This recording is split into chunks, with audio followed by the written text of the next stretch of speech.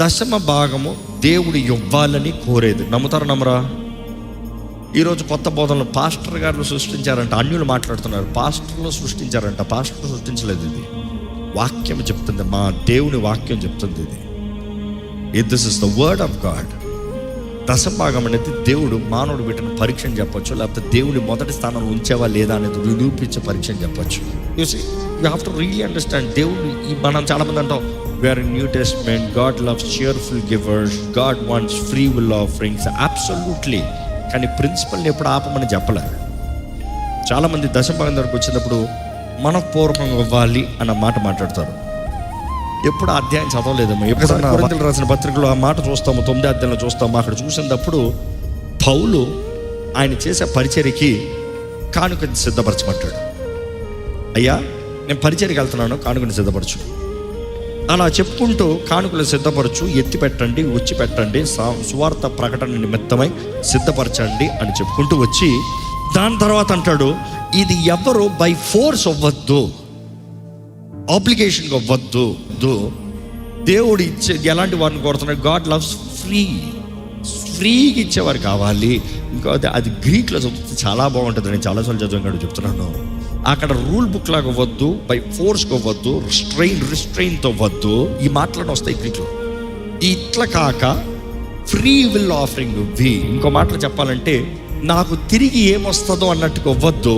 ఇచ్చేవాడు మనఃపూర్వకంగా ఇవ్వి, తిరిగి ఎదురు చూడకుండా దేవుని సేవ ప్రకటన నిమిత్తమై అనేది ఉంటుంది. ఈరోజు ఎంతోమంది దశంభాగాన్ని ఫ్రీ విల్ని కల్పించి ఇదే అదే అనేస్తారు. No, you have not even read the entire Bible right అంటారు.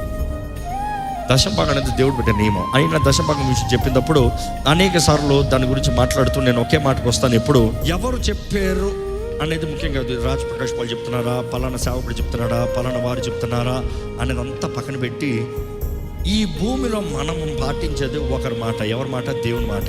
దేవుడు చెప్పాడంటే ఫైనలా, యేసు ప్రభు తానే చెప్పాడంటే ఫైనలా. నూతన నిబంధనలు చూస్తాం, ఎక్కడ దశంభాగం ఆపమని లేదు.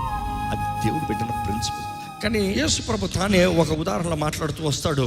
రెఫరెన్స్ 23 చూస్తే పరిచయంతో మాట్లాడుతూ, వేషధారులారా మీరు లమంగాల్లో దశంభాగం చేస్తారు, మీరు అన్నిట్లో దశంభాగం చేస్తారు. అదంతా సవరైజ్ చేయాలంటే మీరు అన్నిట్లో దశంభాగం చేస్తారు, కానీ మీరు ఏం చేయరంట, మీరు పేదల్ని కనికరించరు, అవసరతలు ఉన్న వారిని మీరు neglect the weight matters of law, justice, mercy, faith. ఇది లేదు మీలో అని చెప్పి ఆయన ఒక మాట అంటాడు. ఏంటి తెలుసా?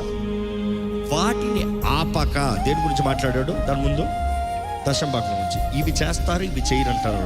కానీ దేవుడు అంటాడు వీటిని మాన కూడా చెయ్యండి అన్నాడు. అంటే యేసు ప్రభు ఏమన్నాడు? మానేమన్నాడా? ఇది చేయొద్దన్నాడా? ఇది ఆపద్దు, ఇది కూడా చెయ్యి. ఇంకా దశంభాగాల గురించి మాట్లాడాలంటే ఎనఫ్ ఒక మెసేజ్ సీరియస్ వెళ్తాం అంటారు. But then people try to manipulate the word of God. ఇందాక చెప్పాను, నీవు ఇస్తావు, నీకు దేవునికి సంబంధించింది, నాకు సంబంధించింది కాదు. మీరు అనొచ్చు మీరు తీసుకుంటున్నారే అంటే, you see we use it in a different way. ఉదాహరణకి సేవకులు కానుకలు దశంభాగం తీసుకొచ్చా సేవకులు. చాలామంది ఈ ప్రశ్న వస్తుంది, మీకు ఎప్పుడు వాక్యంలో చదవలేదేమో, పోయి వాక్యం జాగ్రత్త చదవాలి, నేను రెఫరెన్స్ చెప్పక్కర్లేదు, మీరు చూసుకోండి. దేవుడు అంటాడు అది నేను లేబుల్కి ఇచ్చే స్వాస్థ్యము అంటాడు. ఏమంటాడు? వారు నా ఆలయం నిమిత్తమై చేసే పరిచర్యకు నేను వారికి ఇస్తున్నా. ఇట్ ఈస్ దర్ ఇన్హెరిటెన్స్ అని ఇంగ్లీష్లో ఉంటుంది. It is there right